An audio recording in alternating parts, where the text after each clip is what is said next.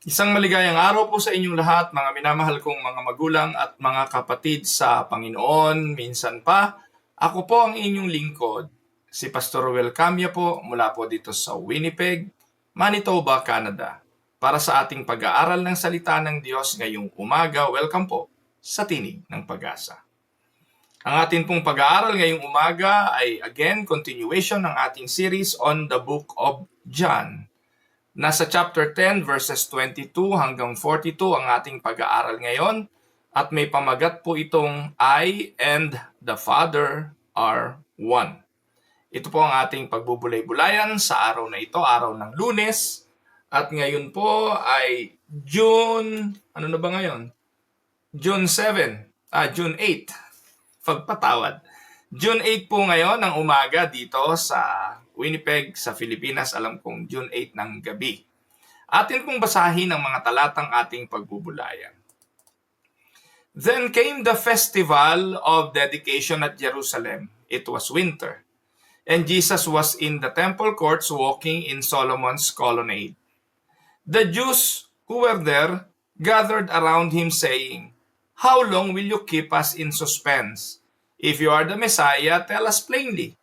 Jesus answered, "I did tell you, but you do not believe.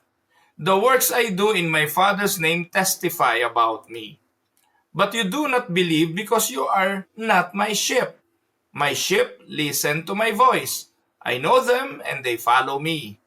I give them eternal life and they shall never perish. No one will snatch them out of my hand. My Father, who has given them to me, is greater than all.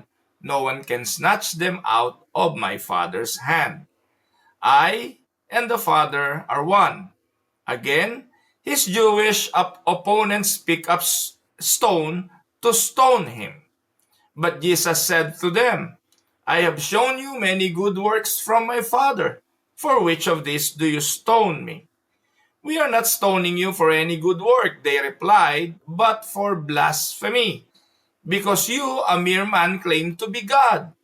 Jesus answered them, "Is it not written in your law, 'I have said you are gods'? If he called them gods to whom the word of God came, and scripture cannot be set aside. What about the one whom the Father set apart as his very own and sent into the world? Why then do you accuse me of blasphemy because I said I am God's Son? Do not believe me unless I do the works of my Father. But if I do them, even though you do not believe me, believe the works, that you may know and understand that the Father is in me and I in the Father." Again, they tried to seize him, but he escaped their grasp. Then Jesus went back across the Jordan to the place where John had been baptizing in the early days. There he stayed, and many people came to him. They said, "Though John never performed a sign, all that John said about this man was true." And in that place, many believed in Jesus. Pagpalain nawa ng Panginoong Diyos ang pagkabasa at pagkadinig ng kanyang mga banal na salita na sa araw na ito'y ating pag-aaralan. Alam niyo po ba mga kapatid kung ano yung one of the greatest question in the human history? One of the greatest question is, who is Jesus Christ? Some say he was merely a good teacher. Some say he was a prophet. He was a revolutionary, some other people say. But some say he was a moral example. But Jesus never allowed people to remain neutral about his identity. Ayaw niya na ang mga tao'y may kanya-kanyang kuro-kuro tungkol sa kanya. Kaya dito po sa John chapter 10, 22 verses 22 hanggang 42 na ating binasa mga talata, Jesus himself makes one of the clearest declaration of his deity. Sa mga nagsasabing ang Panginoong Jesus ay hindi Diyos, hindi ko po alam paano nila binabasa ang aklat ni Juan. Sapagkat dito sa aklat ni Juan, paulit-ulit na ipinapahayag ng ating Panginoong Hesukristo ang kanyang pagka-Diyos at ang kanyang pagkapantay sa Diyos. John 10:30, I and my Father are one. So this statement was so shocking that the Jewish leaders immediately dumampot ng bato at babatuhin siya. They are trying to kill him because they understood exactly what he meant. Buti pa tong mga Hudyong ito naintindihan nila na kine-claim ni Jesus na siya ay Diyos, kaya niya sila babatuhin. Kaya nila siya babatuhin rather. Because they understand that Jesus is claiming something. And Jesus is claiming that He is God. Jesus was not merely claiming unity of purpose, He was claiming equality with God. I and my Father are one. So, dahil doon, talagang sabi ng mga Hudyo, sino ka para i-claim yan? Nakapantay ng Diyos at Diyos. So, they pick up stones to kill him. So, this passage confronts every person with a choice.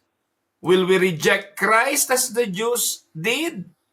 Or will we worship Him as Lord and God? Bago natin pag-aralan ang ating mga talata at isa-isahin ang mga verses, let us look at the context of the passage. Ano ba ang setting kung saan sinabi ng Panginoon ang mga bagay na ito? Ayon sa talata, the setting is the Feast of Dedication. Sa verse 22, then came the Festival of Dedication. At ginawa ito sa Jerusalem. Ang feast na ito tinatawag ng mga Hudyo na Hanukkah, the Feast of Dedication. This feast celebrated the cleansing and dedication of the temple after it had been defiled by foreign rulers. Kaya magpahanggang ngayon yung Hanukkah, celebration ng mga Jewish, ng mga Jew, ng mga Hudyo, ay continuously sineselebrate. At ironically, while the people are celebrating God's faithfulness, the very Son of God standing in their midst, but many refused to believe in Him. So Jesus was walking in Solomon's porch, sa portico ni Solomon, naglakad ang Panginoon, when Jewish leaders surrounded Him and demanded Him. Ito ngayon ang kanilang hinihiling sa Panginoon. John 10:24. The Jews were gathered around Him. Pinalibutan siya habang naglalakad sa portico ni Solomon. At meron silang hiniling. Ano ang sabi nila sa Panginoon? How long will you keep us in suspense? If you are the Messiah, tell us plainly. Yet, the problem, my dear brothers and sisters, was not lack of evidence. The problem was unbelief. Ang sabi ng mga tao, hanggang kailan? How long will you keep us in suspense? We want to know if you are truly the Messiah. Tell us plainly if you are. But the problem is their unbelief. Jesus showed a lot of proof, evidences that she was the Messiah. But they don't want to believe. Kaya aralin po natin ito. Ang unang punto na nais kong i-share is this. Unbelief rejects even the clearest evidence.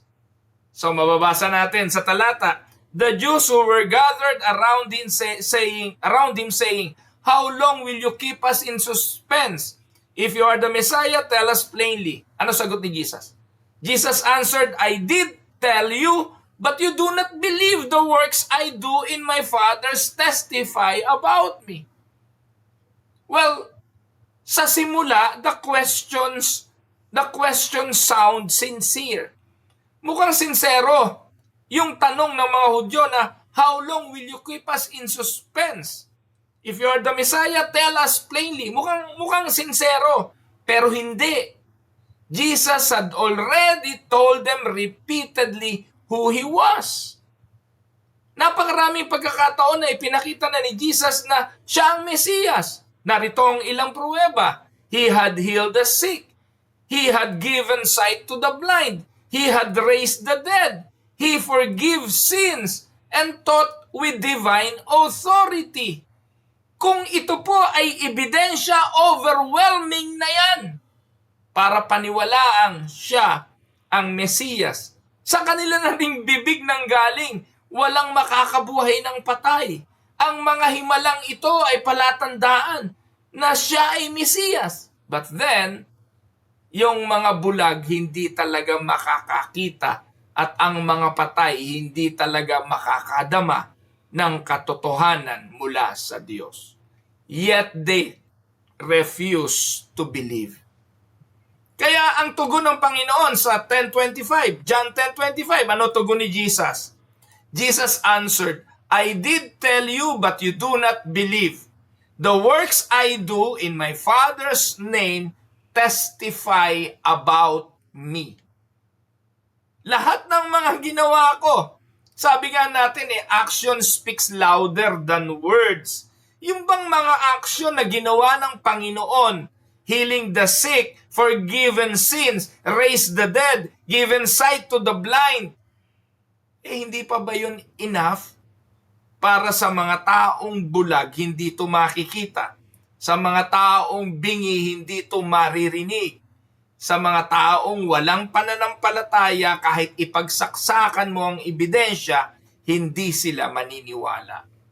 Notice that unbelief is not primarily an intellectual problem. If the problem is just intelligence, kahit na hindi nag-aral, latagan mo ng ebidensya, maniniwala But the primary problem here is not intellect. The problem here is unbelief. It is a spiritual problem. Maraming mga tao nagsasabi, I would believe if I had enough proof. But that is not true. Scriptures teaches sinners often reject even abundant evidence because their hearts are hardened. Mga kapatid, ano pa bang pruweba ang kailangan para patunayang ang Panginoon ay Diyos? Ang ating Panginoong Hesus ay anak ng Diyos. Ang ating Panginoong Hesus ang tagapagligtas. Hindi ebidensya ang problema. Ang ebidensya ay ang hindi pananampalataya. Mga kapatid, when the sun shines, pag sikat ng araw, pwede nitong tunawin ang kandila. Pero ang araw na ito na tumutunaw sa kandila ay ang araw din na pwedeng magpatigas ng clay. The same sunlight produces opposite results. It can melt the ice cream, but it can strengthen and hardens the clay. Likewise, the same gospel, the same message, the same proclamation of evangelism sometimes softens some hearts, but hardens others. So the issue is not the message. The issue is not the gospel. The issue is not the good news about Christ. The issue is the condition of the heart. Kaya yung mga mangaral, huwag kayong malungkot. Yung mensahe, walang problema. Hindi nakadepende yan sa galing ng pastor. Hindi nakadepende sa husay mangumbinsi. Hindi po yan convincing power ng manggagawa o ng mangangaral. The message will always be the same. The problem is the heart. Just like the parable of the sower, walang problema sa buto. Ang problema ay ang paghahasikan nito. It will always be the issue of the heart.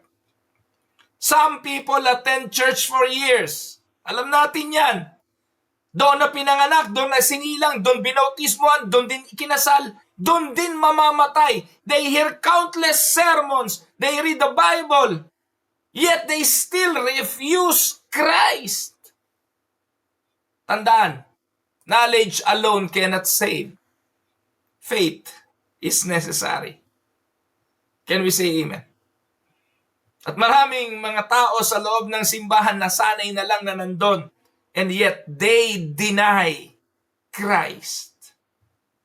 Christ, according to him, his sheep will hear His voice. Pakikinggan ng tupa ang kanyang tinig. John 10:27, my sheep listen to my voice. I know them and they follow me. So this verse beautifully describes true believers. Anong description ni Jesus sa mga tunay na mananampalataya? Ang sabi niya, sheep hear His voice. The shepherd speaks through His word. Mga kapatid, hindi naman nagsasalita na ng audible voice ngayon si Jesus. Hindi na naman siya nagsasalita sa mga panag-inip. Ang salita ng Diyos ngayon ay sa kanyang salita sa Biblia. And believers recognize the voice of Christ in the Scripture. This does not mean perfection. It means new disposition toward God's truth. Kaya mahalaga kung talagang ang tupa ay tupa ng Diyos at kung ikaw ay tupa ng Diyos, ang unang palatandaan, you will hunger for His Word. Amen? Kasasabikan mo ang mag-aral. Kasasabikan mo ang magbasa. Kasi ito'y salita ng ating Panginoon. Dito niya tayo kinakausap. Sabi ni Jesus, my sheep hear my voice. So Christ's sheep hear His voice. Second, Christ knows His sheep. Jesus does not merely know facts about us. Hindi po informasyon lang ang alam ni Jesus tungkol kay Pastor Ruel, tungkol kay Kuya Danny Bilang, tungkol kay Ate Ellen Gonzalez, tungkol kay Ate Apin Reyes, tungkol kay Ate Chi Pacifico, tungkol kay Ate Del Sauler. Hindi lang information about us ang alam ng ating Panginoon. Kilala niya tayo personally. Before we ever knew Him, He knew us. Can we say amen? Ano po sabi ng Romans 8:29? For those God foreknew, He also predestined to be conformed to the image of His Son, that He might be the firstborn among many brothers and sisters. Tagalogin natin, sapagkat sa samulat mula pa'y alam na ng Diyos kung sino ang magiging Kaniya. At ang mga ito'y pinili niya upang maging katulad ng kanyang anak. Sa gayon, siya ang naging panganay sa lahat ng maraming magkakapatid. Amen? Christ knows His sheep. And He predestined us before the foundation of everything to conform to the image of His Son. At pangatlong punto, Christ sheep follow Him. Ang palatandaan ng tunay na believer ay ang mga sumusunod. Hindi po sila perfectly, but genuinely. A sheep may stumble, a sheep may wander, but a sheep eventually follows the shepherd. Ang tunay na tupa ng Panginoon susunod sa Kanya. Tandaan mga kapatid, ang pananampalataya is not self-generated. Hindi po tayo ang gumawa ng ating pananampalataya. Hindi natin yun magagawa. Hindi tayo kailanman magkakaroon ng pananampalataya dahil tayo'y mga patay. Ang pananampalatayang meron sa atin ay kaloob ng Diyos upang wala tayong ipagmalaki. God sovereignly calls His elect sheep. The shepherd's voice effectually draws His own. Ano sabi ng Panginoon sa verse 26? But you do not believe me because you are not my sheep. Kataga ito ng Panginoon doon sa mga nakapalibot sa kanyang mga leader ng relihiyong Hudyo na nanghihingi ng pruweba sa kanya sa kabila ng katakot-takot na niyang pruwebang ipinakita na siya ay Diyos. Pero ang sabi ni Jesus, you do not believe me because you are not my sheep. Listen to this. And notice this word of the Lord. He did not say, you are not my sheep because you do not believe. Listen, magkaiba yan. Hindi po sinabi ni Jesus, ano tawag doon? You are not my sheep because you do not believe. Rather, ang sinabi ng Panginoon, you do not believe because you are not my sheep. Tagalogin natin yan. Hindi sinabi ng Panginoon na kaya kayo hindi ko mga tupa dahil hindi kayo nanampalataya. Hindi ganon. Ang sinabi ni Jesus, kaya kayo hindi nananampalataya dahil hindi kayo mga tupa. Isa lang ang ibig sabihin yan. Election precedes faith. Faith is the fruit of God's saving grace. Sa katagang ito ng Panginoon, ewan ko paano mababaliktad yung katotohanan na kailangan munang ma-regenerate ang tao bago siya magkaroon ng faith. Sinabi ni Jesus dito, you do not believe because you are not my sheep. If you are my sheep, and you have been regenerated by the Holy Spirit, therefore, ang result nun, you will have faith. Because faith is the fruit of being regenerated, being born again. Di ko alam paano ko pa papababawin yan. Pero Jesus did not say, you are not my sheep because you do not believe. Rather, He says, you do not believe because you are not my sheep. Amen? Sa mga susunod na mga talata, ipinakita ng Panginoon na siya ang nagbibigay ng eternal life at security sa kanyang mga pinili, sa kanyang mga tao. John 10:28-29, I give them eternal life, and they shall never perish.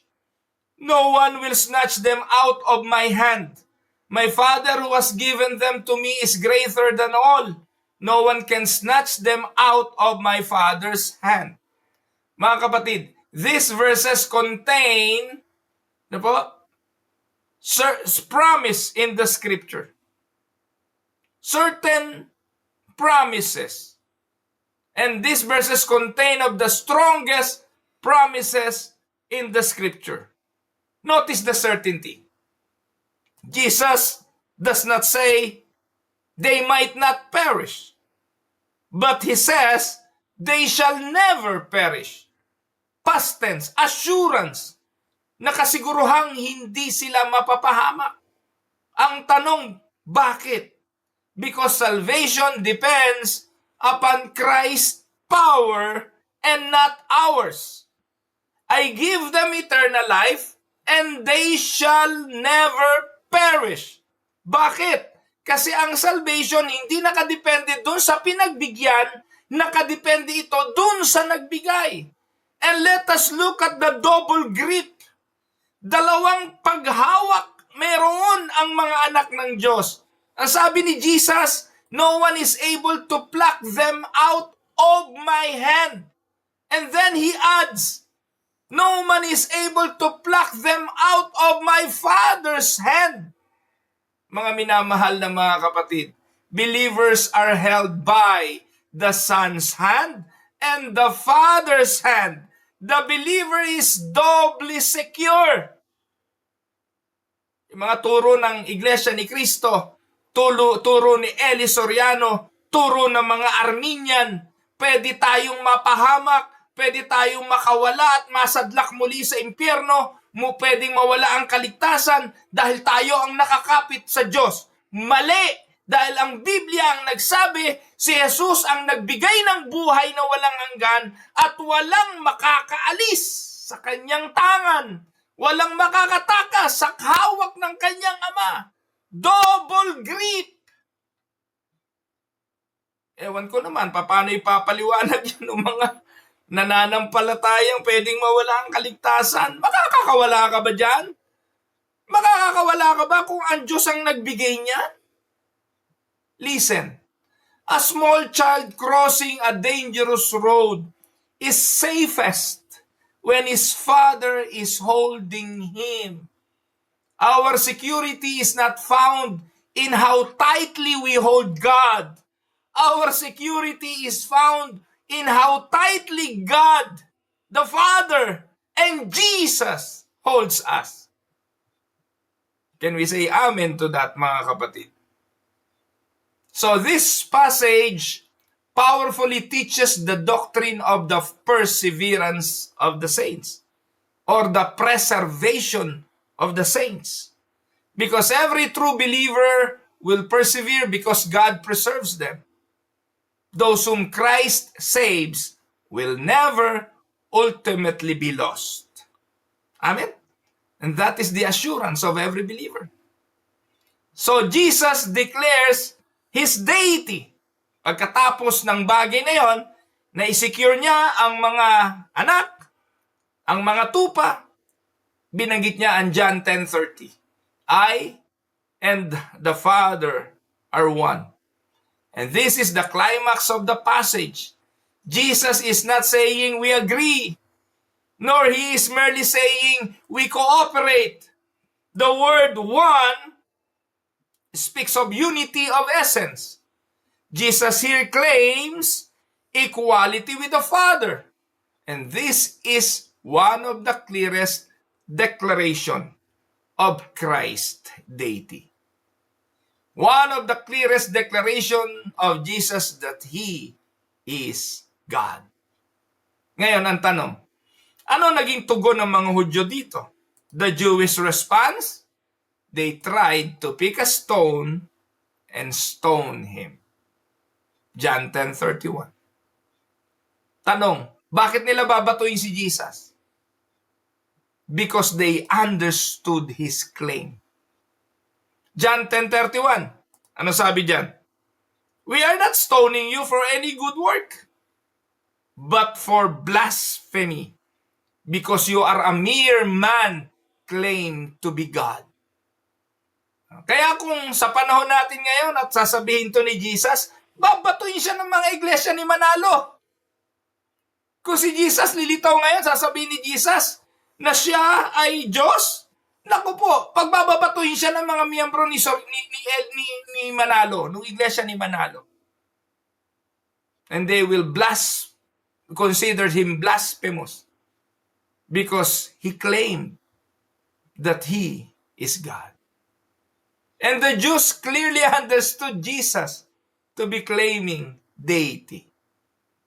Now, dito po makikita natin, mga kapatid, yung doctrine of the Trinity. This verse teaches that the Father is God, the Son is God, the Father and Son are distinct person, magkaiba sila, yet they share one divine essence. The Trinity is not a contradiction. The Trinity is the biblical revelation of God's nature. One God, three person, Father, Son, and the Holy Spirit. Amen? Now, kung kayo tatanungin, what do you think is the greatest sin? And Jesus declared, the greatest sin is rejecting the Son of God. John 10:34-39, Jesus answered them, is it not written in your law, I have said you are gods? If he called them gods to whom the word of God came and scripture cannot be set aside, what about the one whom the Father set apart as his very own and sent into the world? Why then do you accuse me of blasphemy because I said I am God's son? Do not believe me unless I do the works of my Father. But if I do them, even though you do not believe me, believe the works, that you may know and understand that the Father is in me and I in the Father. Verse 39 again, they tried to seize him, but he escaped their grasp. So the Jews had witnessed miracles. They had heard his teaching, yet they sought to kill him. Tanong, bakit? Because unbelief hates divine authority. No amount of evidence will be enough for those who doesn't want to believe. Jesus exposed their sinful hearts. The same thing happens today. People may admire Jesus as teacher, as wise, but when confronted with his lordship, they will reject him. They will not believe. Ano sabi ng John 3:19 sa Tagalog? Ganito ang paghatol ng Diyos. Naparito sa sanlibutan ng ilaw, ngunit inibig pa ng mga tao ang dilim kaysa liwanag, sapagkat masasama ang kanilang mga gawa. Men love darkness. The problem is not lack of light. The problem is love. The problem is love for darkness. Mas gusto ng tao ang dilim kesa sa liwanag. Amen? Sa umagang ito, mga minamahal kong mga kapatid, every person, if you are hearing this, you must answer this question. Who Jesus? Who is Him? Who Jesus is? Is He a liar, a lunatic, or a Lord? Take note, neutrality is impossible. You need to make a stand. You need to answer that question sincerely. Susunod na punto, true faith recognizes Christ for who He is. Ang tunay na pananampalataya, makikilala talaga si Jesus kung sino siya. At ito ang sinasabi ng verses 40 to 42. Then Jesus went back across the Jordan to the place where John had been baptizing in the early days. There he stayed. And many people came to him. They said, though John never performed a sign, all that John said about this man was true. And in that place, many believed in Jesus. So sa kwento, Jesus left Jerusalem and he crossed the Jordan. There he ministered where John the Baptist had once preached. Let us notice the contrast. The religious leaders na nakapalibot sa kanya, na nagtatanong sa kanya, nakausap niya, rejected him. Yet, paglipat niya ng Jordan, yung Jordan Islamic country yun mga kapatid. Mga hindi mananampalataya tao dun eh. Talagang hindi sila, may mga tao rong hindi Hudyo. But let us notice the contrast. The religious leaders rejected him, yet many ordinary people believed. John 10:42, and in that place many believed in Jesus. And this was a beautiful ending. Not everyone rejected him. God always has his people. And the voice of the shepherd will always be heard by his own sheep. And the sheep of Christ hear his voice, they will come, they will believe, and they will follow. Amen? Ang tunay na tupa, maririnig ang tinig ng kanyang pastor, lalapit sila, mananampalataya, at susunod. Perhaps you feel discouraged in ministry. Some reject the gospel because of your preaching. Maybe some mock biblical truth of what you said. But always remember, my dear brother and sister, God's word never returns void. Christ still calls his sheep, and his sheep still will come. Amen? Bibigyan ko kayo ng ilang practical applications for today. 1. Trust Christ completely. If Jesus is truly one with the Father, He is worthy of absolute trust. 2. Rest in eternal security. Your salvation rests upon Christ's power and not your performance. 3. Listen to the shepherd's voice. Spend time in Scripture daily. The shepherd still speak his words through the Bible. And 4th, and the last, do not merely admire Jesus Christ. Adore Him, serve Him, worship Him. Those are the practical applications in our sermon for today. Mga kapatid, at the Feast of Dedication, on the day of Hanukkah, Jesus stood in the temple and made an astonishing declaration. I and my Father are one. The Jewish leaders picked up stones, but believers bowed in worship. The same division remains today. Some reject Christ, but others received him. But Jesus remains exactly who he claimed to be. Jesus remains as a good shepherd, the Son of God, the eternal Savior, God in the flesh. And because Jesus and the Father are one, his promises are certain, his salvation is secure, his authority is absolute, and his glory eternal. May we hear the voice of the shepherd, may we trust his saving grace, and may we worship him as Lord forever. Can we say amen?